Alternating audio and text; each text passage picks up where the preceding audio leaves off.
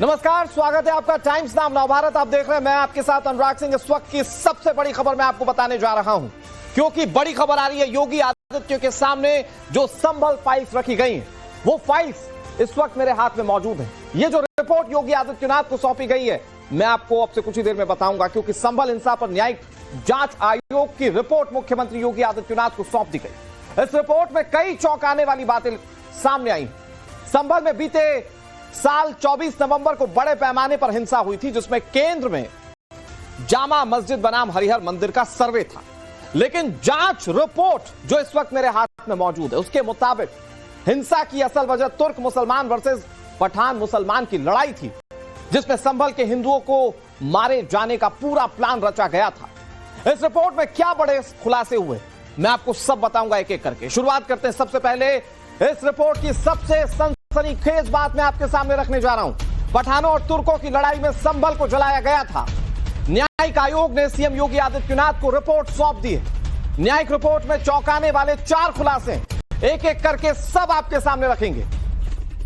लेकिन यह बहुत चौंकाने वाली बात है कि टारगेट पर थे संभल के हिंदू।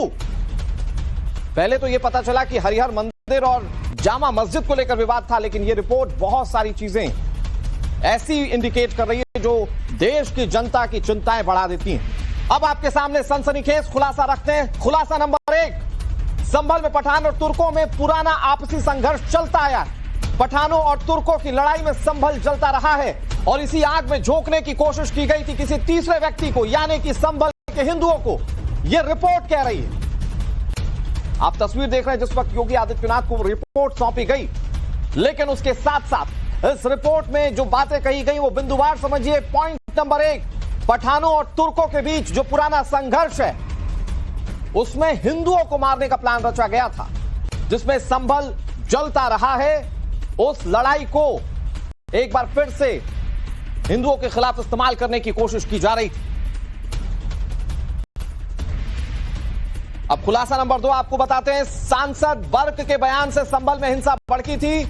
हम इस देश के मालिक हैं, यह बयान दिया था सांसद ने, और रिपोर्ट में कहा गया है कि इसी बयान से पठान और तुर्क आमने सामने आ गए थे। तुर्क और कन्वर्टेड पठानों के बीच फायरिंग तक हो गई थी। यह रिपोर्ट इस बात का इशारा कर रही है। यह बड़ी खबर आपको बता रहे हैं। संभल में जो हिंसा हुई थी, जिसकी तस्वीरें पूरे देश ने देखी थी, उसको लेकर यह सारी बड़ी बातें सामने आ रही हैं। खुलासा नंबर 2, हिंसा में हिंदुओं को मारने की प्लानिंग थी। दंगाइयों को शहर के बाहर से बुलाया गया था। पुलिस की मौजूदगी की वजह से हिंदू बच पाए। यह बहुत बड़ी खबर है। इस हिंसा में हिंदुओं को टारगेट सीधे तौर पर किया गया था, यह रिपोर्ट बता रही है। इस रिपोर्ट में इस बात का साफ जिक्र है कि 1947 में संभल के अंदर 45% हिंदू थे, जो कि संख्या अब घटकर कम हो चुकी है। वो संख्या कितनी है मैं आपको बताऊंगा, लेकिन यह बहुत चौंकाने वाली बात सामने आई। पठानों और तुर्क की लड़ाई और उसमें हिंदुओं को मारने का प्लान, ये 2 बड़े खुलासे इस वक्त इस रिपोर्ट के जरिए हो रहे हैं। योगी आदित्यनाथ को रिपोर्ट सौंप दी गई है। हमारे साथ हमारे सहयोगी विनोद जुड़ गए। विनोद, बहुत चौंकाने वाली बात है। मतलब तुर्क और पठानों की लड़ाई को इस तरीके से इस्तेमाल किया जाना था, जहां मारे जाते तो संभल के हिंदू मारे जाते। बिल्कुल, देखिए ये बड़ी बात है इस रिपोर्ट में। जिस तरीके से रिपोर्ट में जो 3 सदस्यीय कमेटी थी, इसने अपनी रिपोर्ट सबमिट की है। 2 बहुत अहम बातें हैं। एक तो कहा गया कि इस रिपोर्ट जो हिंसा हुई वो किस तरह से पहले से ही प्लान किया गया था। जो रिपोर्ट की कॉपी हमारे पास इस वक्त मौजूद है, उसमें इस बात का जिक्र किया गया है कि पूरी हिंसा को प्लान किया गया था।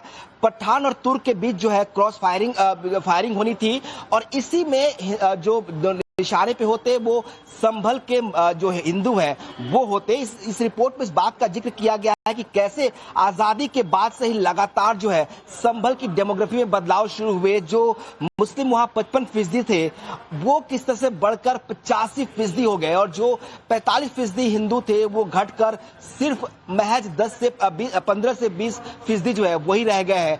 और ये भी कहा गया है कि जो इतिहास है संभल का, वो दंगों का रहा है। लगातार वहां पर आजादी के बाद से कुल 15 बड़े दंगे हुए हैं। और इन सारी बातों का जिक्र करेंगे विनोद। एक बड़ी खबर और अपने दर्शकों को बता देते हैं। जो मुख्यमंत्री योगी आदित्यनाथ को रिपोर्ट सौंपी गई, उसमें तीसरा बड़ा खुलासा क्या हुआ, अब आपके सामने टीवी स्क्रीन पर वो खुलासा। संभल में आजादी के बाद तेजी से हिंदुओं की संख्या घटी है। संभल में इस वक्त मात्र 15% हिंदू आबादी है। 1947 में संभल के अंदर 45% हिंदू थे और इस वक्त संभल के अंदर जो हिंदू आबादी है वो मात्र 15% है, जो 45 से 15 पर आई है। क्या इसके पीछे कोई प्लान है? और आपको याद होगा दर्शकों कि पाकिस्तान के अंदर भी आजादी के वक्त तकरीबन 2.5 से 3% हिंदू लोग थे, अल्पसंख्यक थे, जो कम होते होते 0 कुछ पर आ गए। कुछ ऐसा ही संभल में हिंदुओं की संख्या कम होने का अनुपात दिख रहा है। हमारे साथ विनोद जुड़े हुए हैं। विनोद, ये बहुत चौंकाने वाली बात है, मतलब 45% से हिंदू 15% तक सिमट गए।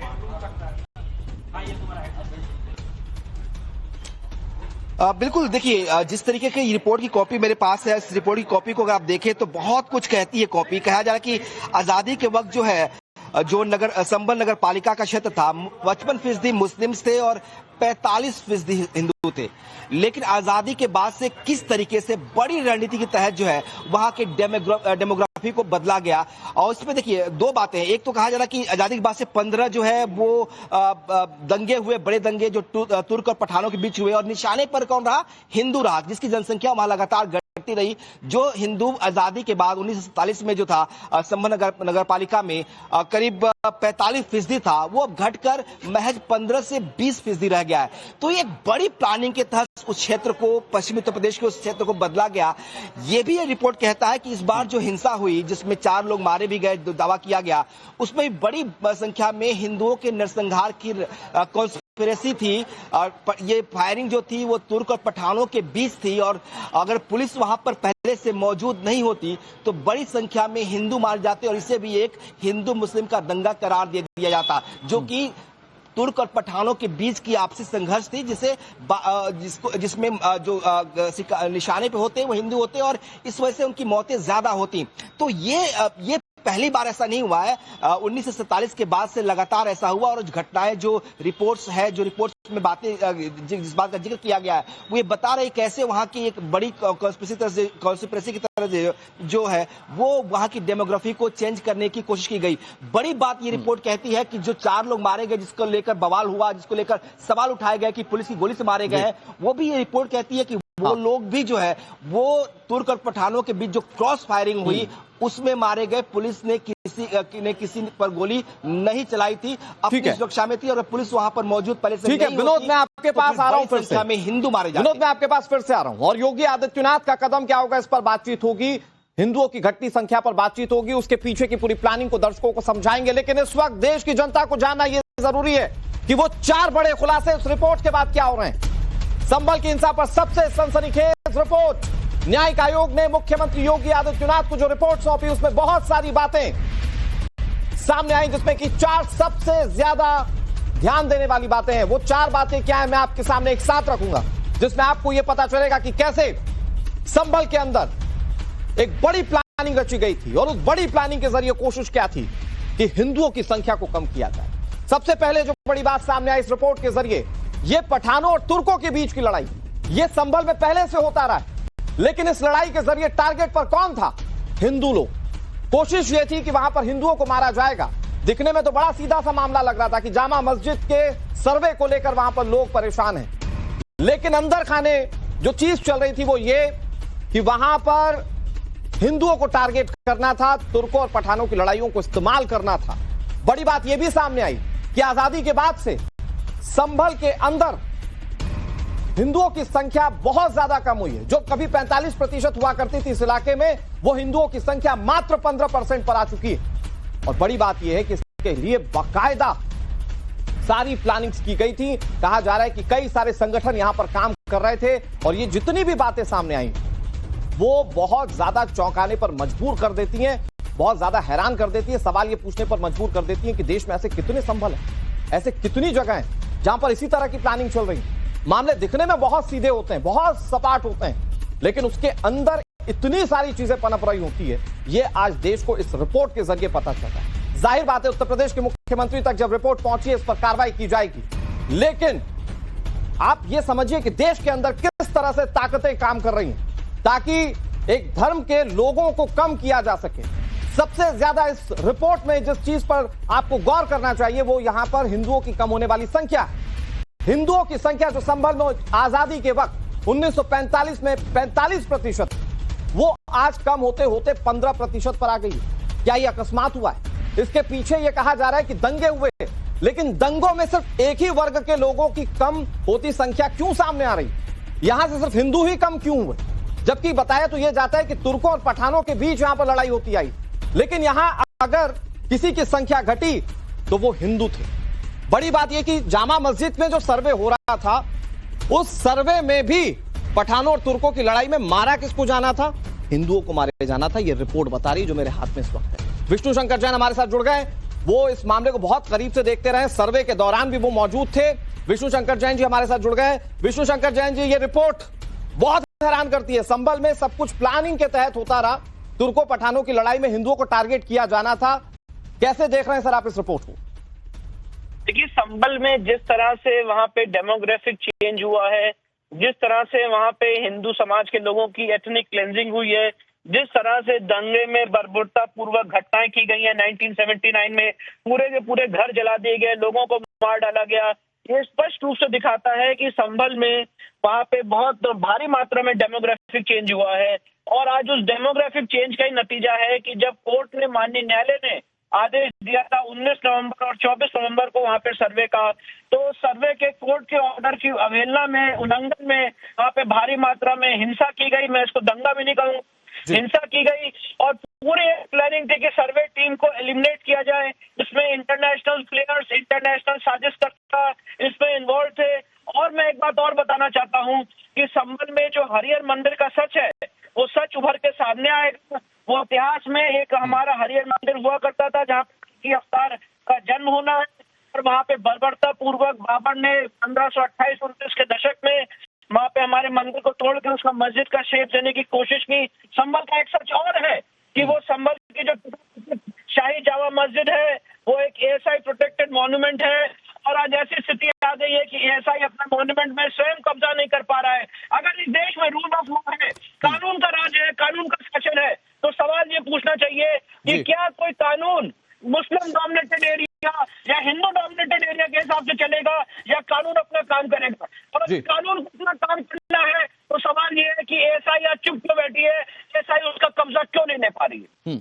लेकिन विष्णु शंकर जैन जी, आपके सवाल बिल्कुल जायज। आज देश की जनता के मन में यह सवाल, और उस पर सवाल सरकारों को इस पर जवाब देना होगा। लेकिन विष्णु शंकर जैन जी, आज देश की सच्चाई यह है कि हमारे देश में कुछ ऐसी ताकतें पनप रही हैं जो हिंदू मुस्लिम के बीच के विवाद को इस तौर पर इस्तेमाल करना चाहती हैं जिसमें कि हिंदू मारे जाए। यह रिपोर्ट इस तरफ इंडिकेट कर रही है। देखिए, ये बिल्कुल सही बात है। इस समय देश में ऐसे बहुत सारे लोग हैं। अगर आपने संभल की पूरी स्टोरी भी देखी होगी तो एक झूठ फैलाया गया कि विष्णु शंकर जैन ने जय श्री राम के नारे लगाए, जिसकी वजह से वहां पे दंगा हो गया। और अभी जो एसआईटी की रिपोर्ट आई है वो स्पष्ट रूप से कह रही है कि वहां पे क्या हो रहा था। और एसआईटी की रिपोर्ट में आपको बताना चाहता हूँ, जब खुलेगी तो सारे कॉन्स्पिरेसी संभल के उभर के सामने आ जाएगी। जिन लोगों ने टीवी चैनल के माध्यम से, जो बड़ी बड़ी पॉलिटिकल पार्टी के अध्यक्ष हैं, जिन्होंने टीवी चैनल के माध्यम से, अपने सोशल मीडिया के माध्यम से झूठ फैलाने की कोशिश की थी और इसको अपने पॉलिटिकल मंशा के लिए यूटिलाइज करने की कोशिश की थी, ये एसआईटी रिपोर्ट उसका जीता जागता जवाब है। मैं आपको बताना चाहता हूँ कि हिंदू मुस्लिम के बीच में अगर आपको एकता का भाव पैदा करना है तो सबसे ज्यादा जरूरी है कि जो गुलामी काल के चिन्ह हैं उसको खत्म किया जाए, और वहां पे जो हमारी आस्था और अस्मिता के केंद्र हैं उनको वापस दिया जाए। नहीं तो हिंदू मुस्लिम एकता इस आधार पर नहीं हो सकती है। विष्णु जी, आप बिल्कुल ठीक कह रहे हैं, लेकिन देश की आज ये सच्चाई पूरी देश की जनता देख रही है कि हमारे बीच में, चाहे वो हिंदू हो चाहे मुस्लिम हो, उनके बीच के विवाद को कुछ लोग इस्तेमाल कर रहे हैं इस तौर पर कि एक बड़े हिंसा का रूप ले ले और उसमें मारा कौन जाए, हिंदू। मैं विष्णु शंकर जैन जी आपके पास आ रहा हूं, एक बहुत बड़ी खबर अपने दर्शकों को बताने जा रहे हैं। कई आतंकी संगठनों का अड्डा बन चुका है संभल। अल-कायदा, हरकत उल मुजाहिदीन जैसे टेरर ग्रुप संभल के अंदर मौजूद हैं। संभल का मौलाना आसिम उर्फ सना उल हक आतंकी है। संभल में इल्लीगल वेपन और नारकोटिक्स गैंग पूरी तरह से एक्टिव है। ये बहुत बड़ी बातें संभल को लेकर सामने आ रही हैं।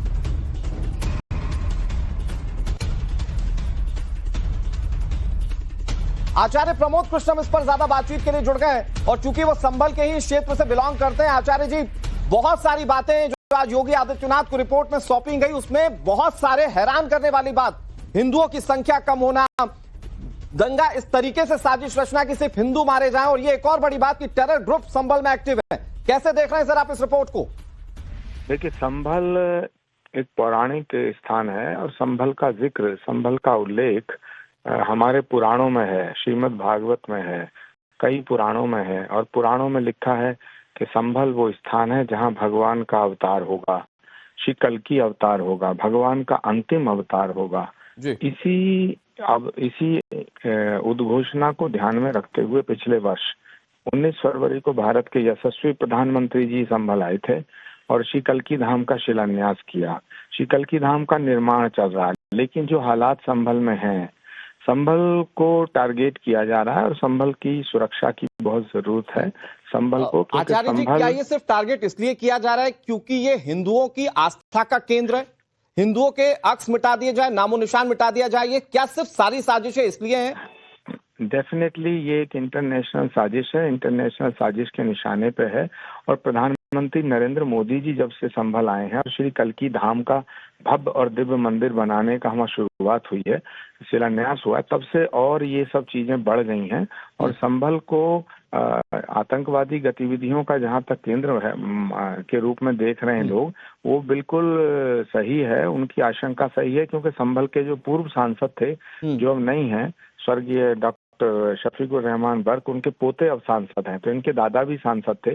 जब तालिबान का इशू आया था तो उन्होंने खुल्लम खुल्ला तालिबानियों का समर्थन किया था। संभल में जो भारतीय एजेंसियों ने जब छापे मारे और वहाँ आतंकवादी निकाले तो उन आतंकवादियों का खुलकर समर्थन किया गया था। और जहाँ आतंकवादियों का समर्थन किया जाए और हमारी आस्था पे चोट पहुंचाने की कोशिश 1526 से 1529 में हुई, जब बाबर ने मंदिरों को तोड़ा। और फिर जब हमने कल्कि धाम के निर्माण की घोषणा की तो कल्कि धाम के निर्माण पे पाबंदी लगा दी। लेकिन वो हम लोग संघर्ष कर रहे हैं निरंतर। संभल की सुरक्षा की विशेष आवश्यकता है। संभल इस समय टारगेट पे है और संभल को सुरक्षित रखने के लिए भारत सरकार और उत्तर प्रदेश की सरकार और स्पेशल विशेष रूप से सर, आप जो बात कह रहे हैं वो एक खबर के तौर पर अपने दर्शकों को बताते हैं। खुलासे लगातार हो रहे हैं इस रिपोर्ट के जरिए, और अगला खुलासा ये कि संभल में 68 हिंदू तीर्थों पर गैर हिंदुओं ने कब्जा कर लिया। संभल में 19 कुओं पर भी कब्जा कर लिया गया है। हिंदू तीर्थों पर कब्जे राजनीति से प्रेरित हैं। तुष्टीकरण की वजह से तीर्थ स्थलों पर कब्जा किया गया। मेरे बताने की ज्यादा जरूरत नहीं है। आचार्य प्रमोद कृष्णम जुड़े थे, उन्होंने खुद राजनीतिक दलों के नेताओं के नाम लेकर बताया किसकी वजह से हो रहा है।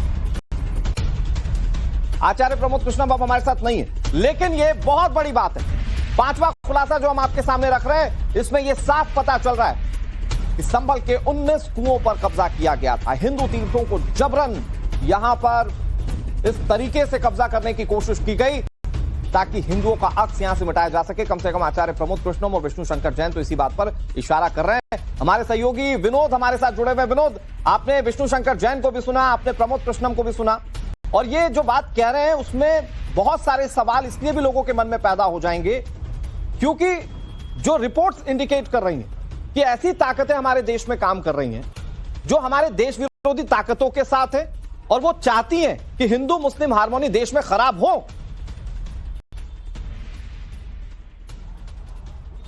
बिल्कुल बिल्कुल।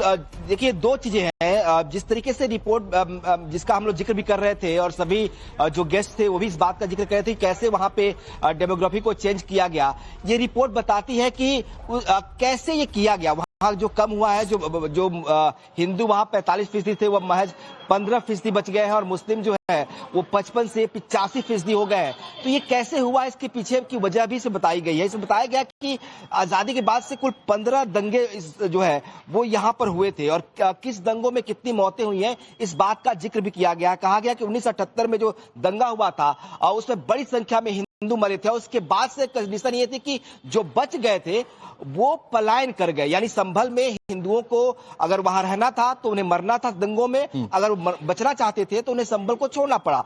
और ये रिपोर्ट इस बात का जिक्र करती है कि कैसे 1978 के दंगे में जो होली के दिन दंगा हुआ था, कितनी बड़ी संख्या में हिंदुओं को वहां पे चुन चुन के मौत के घाट उतारा गया। उसके बाद एक सवाल है मन में, जरा इस पर बात कीजिएगा।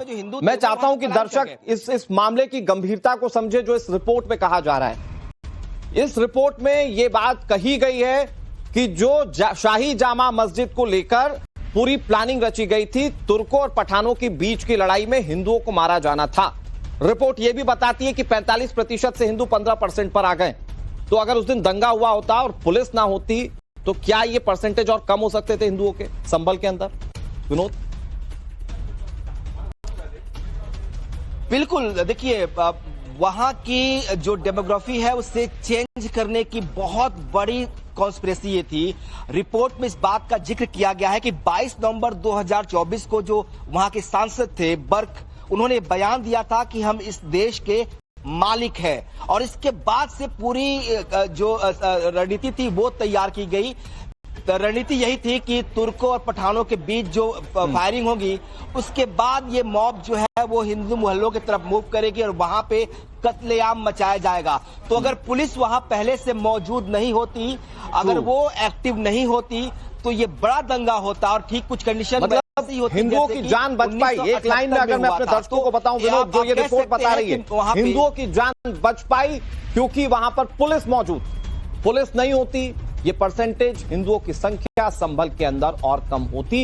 इस रिपोर्ट के जरिए ये बात साफ पता चलती है। विनोद, शुक्रिया। इस मामले पर नजर बनाए रखिए। उत्तर प्रदेश सरकार के कड़े एक्शन की बात हम हमेशा सुनते हैं। इस रिपोर्ट के बाद क्या एक्शन लिया जाएगा उस पर भी नजर है।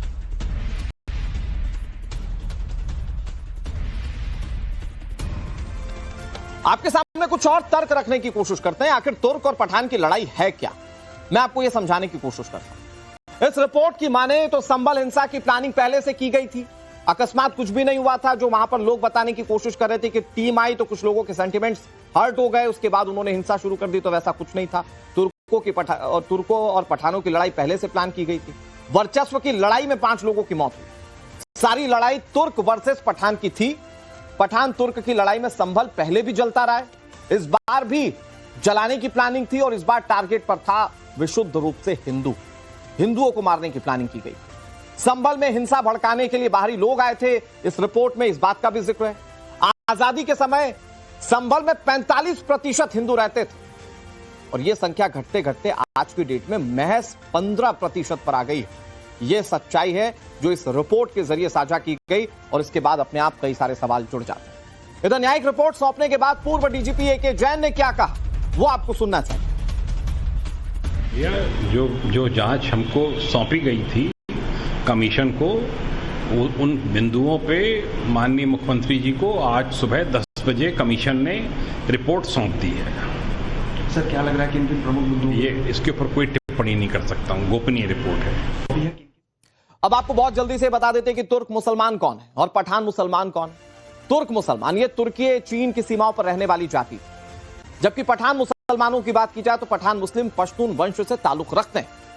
तुर्क मुस्लिम, इनकी गिनती लड़ाकू और बर्बर जातियों के रूप में की जाती थी। पठान मुस्लिमों की बात की जाए तो आम लफ्जों में पठान अफगानों का पर्याय।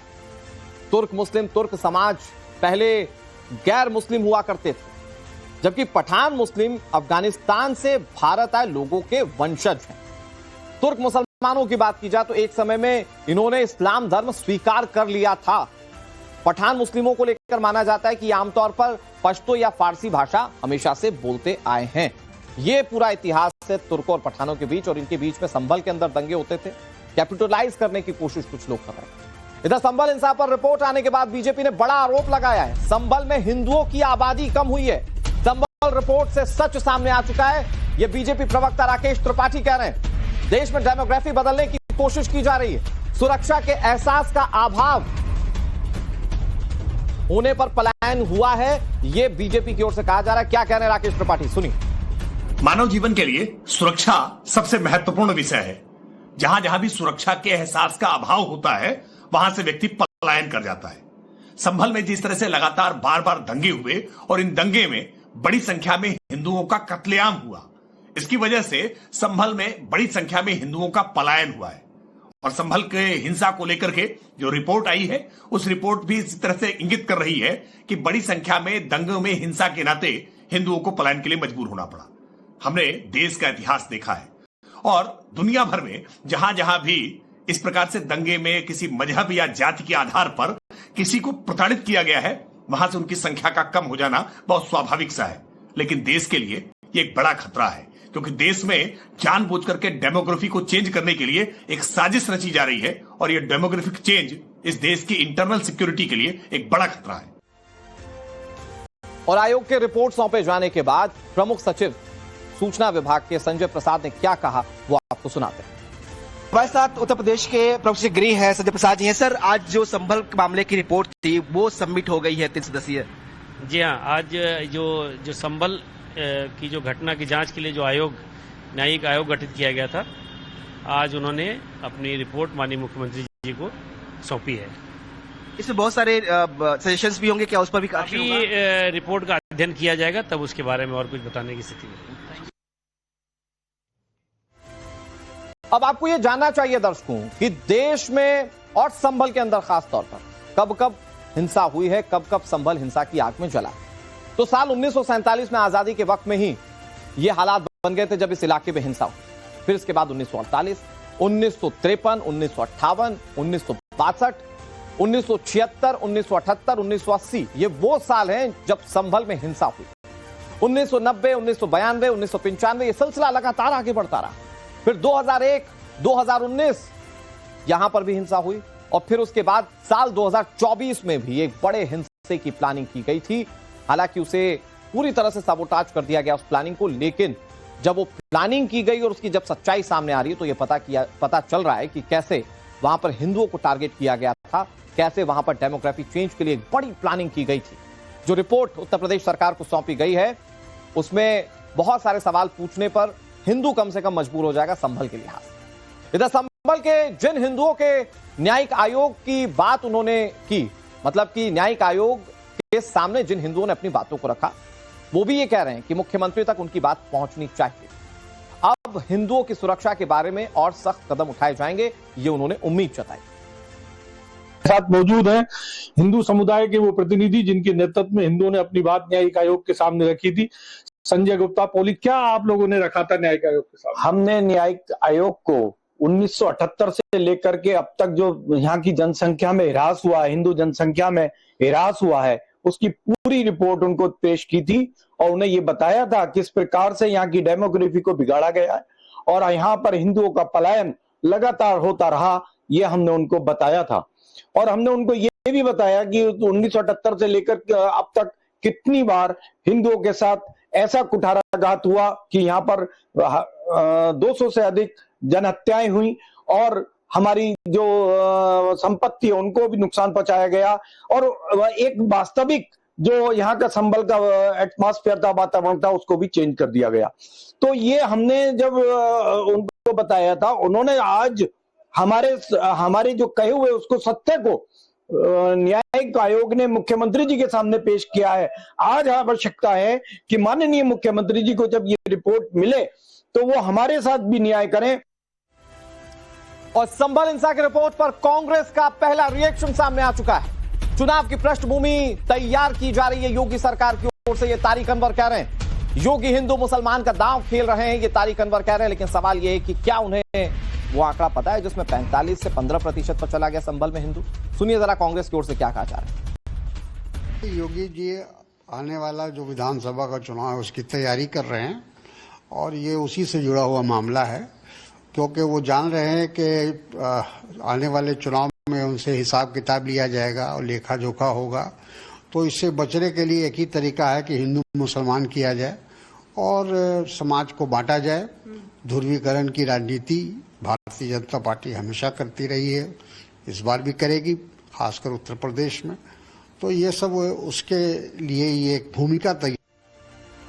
तो इस रिपोर्ट के सामने आने के बाद वहां पर हालात कितने विकराल हैं वहां पर रहने वाले हिंदुओं के लिए, इस पर बात करने की बजाय कांग्रेस ने शुरुआती तौर पर बात करने की कोशिश की इसके पीछे की सियासत, ये बताने की कोशिश की कि योगी सरकार इसके पीछे कैसे राजनीतिक पृष्ठभूमि तलाश रही। लेकिन कुछ सवालों को अनसुना अनदेखा नहीं किया जा सकता इस रिपोर्ट के सामने आने के बाद। सवाल मसलन क्यों कम हुए हिंदू?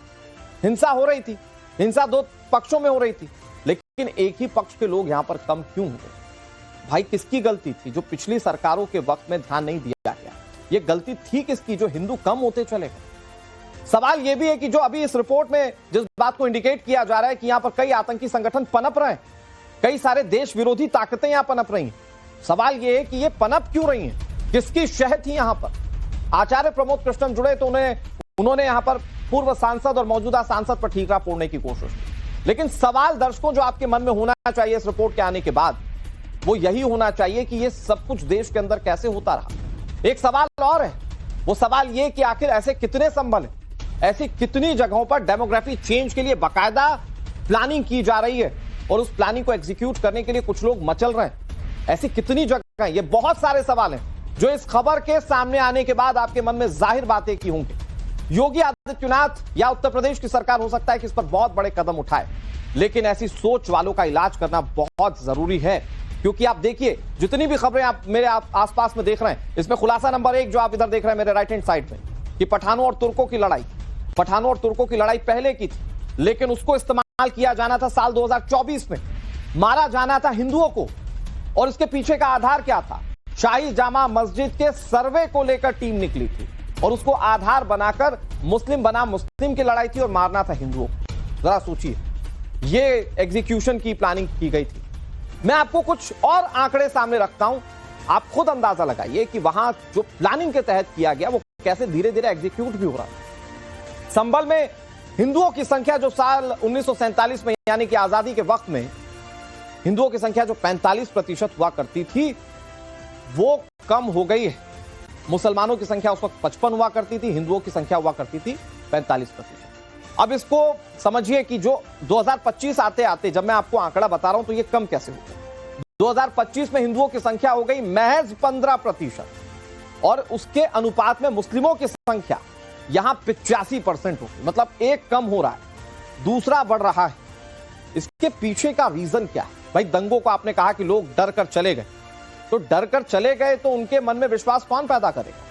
और जैसा आचार्य प्रमोद कृष्णम कह रहे हैं, चूंकि संभल की भूमि हिंदू धर्म के कई मान्यताओं से जुड़ जाती है, इसीलिए साजिशन ये सब कुछ किया जा रहा था। आखिर इस बात में कितनी सच्चाई है? जाहिर बात है कि इसके पीछे का सच सामने आना चाहिए।